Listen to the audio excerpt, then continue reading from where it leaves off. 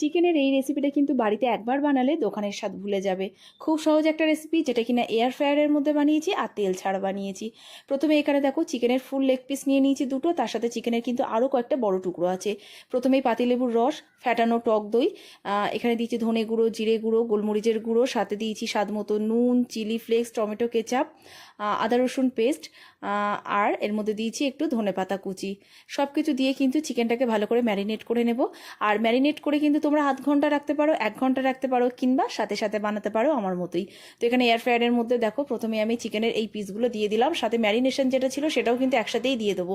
দেওয়ার পর প্রথমে 180 ডিগ্রিতে 25 মিনিটের জন্য দেবো, তারপরে বার করে নিয়ে আবারও কিন্তু 20 মিনিটের জন্য এটাকে উল্টে দেবো, মানে চিকেনগুলো একটা সাইড উল্টে দিয়ে আবারও 20 মিনিটের জন্য দেবো। দেওয়ার পরে আবার বার করে আমি কিন্তু আরও 10 মিনিটের জন্য দেবো, যাতে চিকেনের মধ্যে যে পোড়া পোড়া ভাবটা সেটা আসে। তো ব্যাস, চিকেন রেসিপি রেডি।